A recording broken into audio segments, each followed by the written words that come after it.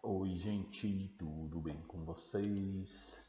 Então, pessoal, a gente viu um pouquinho ali da primeira lei de Mendel, né, das características genéticas, as probabilidades, e a gente fala um pouquinho agora dos heredorogramas, né, ou genealogia, né, que é aquele mapeamento que é feito dentro das espécies, né, de um ponto que não se pode realizar experiências com cruzamento dirigido, né, para visando. Então, com isso, a gente tem, né, gente, essa determinação de padrão de herança que depende desse histórico das famílias para verificar certas características, como elas aparecem nas famílias, como elas são distribuídas dentro das famílias. E com isso, a gente permite, né, ao geneticista como um todo saber se, por exemplo, uma dada característica, sendo ela sendo hereditária, né, ou para verificar se essa característica tem pontos hereditários, é feito esse heredograma, tá? É feito a árvore genealógica dessa família genética, tá? Essa árvore genealógica genética, tá? Então isso é conhecido dessa forma, né, como árvore genealógica, que aponta essas caracterizações que vão marcar essas características genéticas para verificar situações de doença, situações de anomalia, uma determinada característica aparece em quantos indivíduos daquela família. Então é muito comum se utilizar dessa técnica, né? Porque não é possível, principalmente em seres humanos, você fazer muitos cruzamentos para verificar se aquela característica vai aparecer em muitos indivíduos daquela população.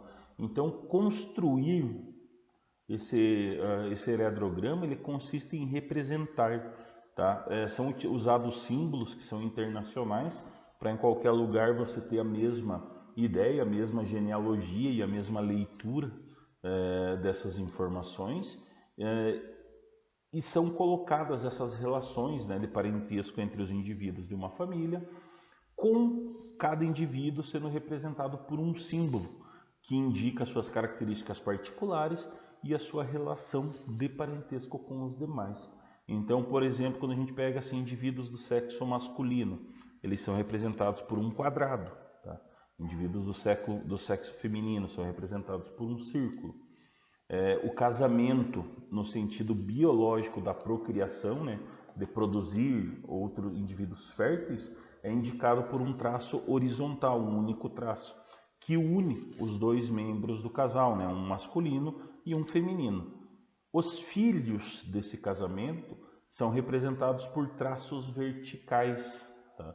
E unidos ao traço horizontal do casal. Então, a partir disso, você tem essa simbologia. Então, nós temos os símbolos, os principais símbolos que são utilizados, né? Quando você tem um sexo indefinido, por exemplo, você tem um losango que é feito, que não se sabe o sexo daquele indivíduo, se sofreu aborto ou nasceu morto, enterraram sem definir o sexo, tá? Quando se tem acasalamento extramarital, né, que não ocorre, não ocorre casamento, não ocorre proximidade, ele é representado um indivíduo, um homem ou uma mulher, por pontinhos, né, que ligam isso. Hoje a gente tem a representação do divórcio dentro das genealogias também, né, que aí são representados como o casamento tem aquela simbologia do quadradinho, o traço e o círculo, o divórcio tem um traço transversal nessa ligação para marcar que isso ocorreu, que ocorreu o divórcio, né? E aí o número de filhos que são marcados por números, né? Sempre começando do mais velho para o mais novo, 1, 2, 3, e daí coloca se é masculino, quadradinho, filho 1. Se o segundo filho é menina, a bolinha, filho 2. Tá? O casamento consanguíneo, dois traços que ligam esse casamento, indivíduos que possivelmente sejam afetados ou que têm aquela característica que quer ser estudada são pintados, tá? Ela é um quadradinho totalmente preto ou uma bolinha totalmente preta. Eles são totalmente pintados justamente para aportar essas características, tá? Gêmeos monozigóticos, né, os gêmeos idênticos, você tem dois tracinhos, e daí lembre que gêmeos monozigóticos, obrigatoriamente eles têm que ser do mesmo sexo, né? Então, se é dois meninos, dois quadradinhos, o tracinho e um tracinho transversal que liga eles. E se é duas meninas, a mesma forma. O traço, as bolinhas e um tracinho transversal que liga eles, tá? Gêmeos dizigóticos, aí você tem que pode ser menino ou menina, né? Você tem o tracinho, mas sem o traço transversal, tá? Que vai ligar. E ainda a gente tem os indivíduos heterozigóticos por uma característica autossômica, por exemplo, o daltonismo, que eles possuem a característica, mas não os afeta. Aí é metade do quadrinho pintado. Se é o caso do menino, metade do quadrinho é pintado, porque ele é heterozigótico para aquela característica, né? Ele possui tanto o alelo dominante quanto o alelo recessivo. E se é menina também, a bolinha e aquilo lá pintado daquela forma. Então essa montagem, ela obedece a algumas regras, tá? Precisa ter essas regras que são previamente definidas. Em cada casal, o homem deve ser colocado à esquerda e a mulher à direita, sempre que possível, tá? Sempre que for possível colocar essas informações. Os filhos são colocados em ordem de nascimento, da esquerda para a direita, né? Então começa o primeiro, segundo, terceiro, quarto filho. Cada geração é indicada por algarismos romanos que ficam na lateral esquerda, né, desse heredrograma. Então, e aí eu tenho a primeira geração, segunda geração, terceira geração, quarta geração e assim por diante, tá? Todos sempre da esquerda para a direita, né?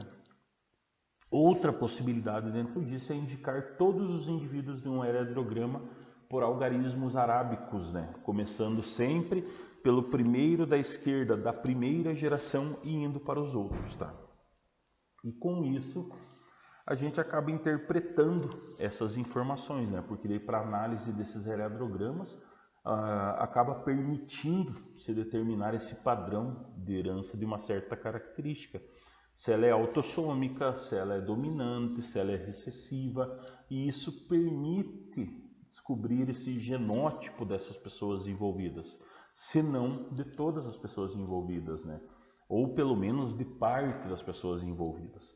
Então, quando um dos membros dessa genealogia manifesta um fenótipo dominante, por exemplo, e não conseguimos determinar se ele é um homozigoto dominante ou se ele é um heterozigoto, de forma habitual se coloca o seu genótipo indicado como Azão e um tracinho, Bzão e um tracinho, ou Czão e um tracinho, que aí você não sabe se ele é homozigótico ou se ele é heterozigótico, né? Então acaba se referenciando dessa forma. Ainda, nós temos que a primeira informação que se procura obter na análise de um heredrograma é sempre se o caráter em questão é condicionado por um gene dominante ou por um gene recessivo, tá? Para isso, a gente deve procurar no heredrograma, né, casais que são fenotipicamente iguais, tá? E tiveram um ou mais filhos diferente deles, né? Então, se essa característica permaneceu oculta no casal, por exemplo, não se manifestou no casal e se manifestou no filho, a gente pode determinar o seguinte: se ela só pode ser determinada por um gene recessivo, que é o que acontece na maioria das alterações cromossômicas, né? A grande maioria é determinada por genes recessivos. Então, os pais fenotipicamente iguais, com um filho diferente deles, né, indica que aquele caráter no filho é recessivo. Se você tem pais normais e você teve um filho afetado por uma característica, isso indica que o filho possivelmente é recessivo, né?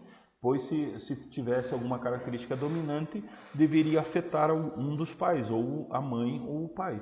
Então, se não afeta e afeta o filho obrigatoriamente ele tende a ser recessivo, tá?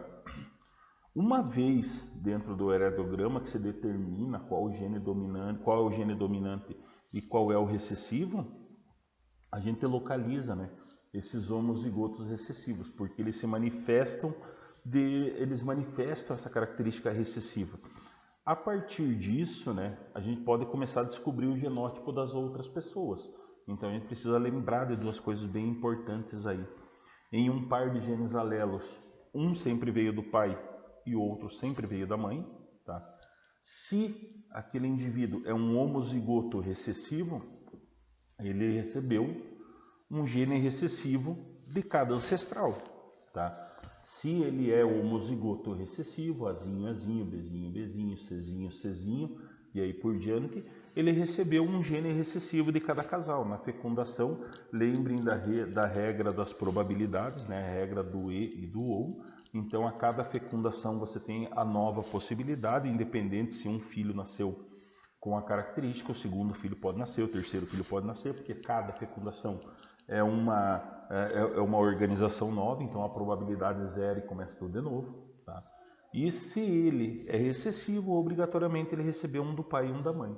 Tá? Se o indivíduo é homozigoto recessivo, ele envia o gene recessivo para todos os seus filhos, dessa forma assim, como num quebra-cabeça, os outros genótipos vão sendo descobertos, né? Porque todos os genótipos podem ser indicados, mesmo que na sua forma parcial, se eu tenho esse indivíduo homozigoto recessivo.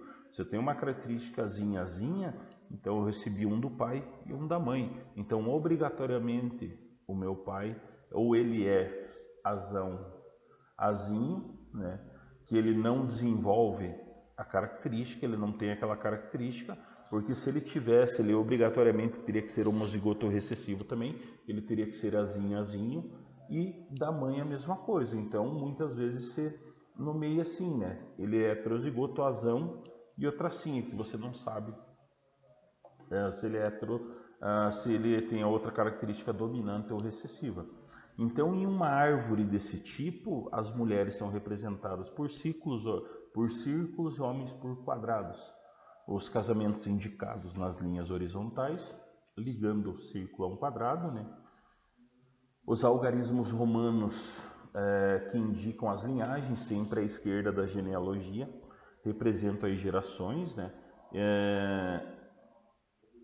Então, aí você tem essa distribuição de informações para os outros indivíduos, tá? Então, isso é o básico dessa parte de heredogramas, tá? A gente vai ver mais um pouquinho disso daí ainda na aula ao vivo, justamente para vocês fixar de uma forma melhor essas características, e vamos colocar um trabalhinho, tá, para vocês desenvolverem esses heredogramas das suas respectivas famílias. Tá ok? Gente, fiquem bem, um grande beijo e até a próxima aula.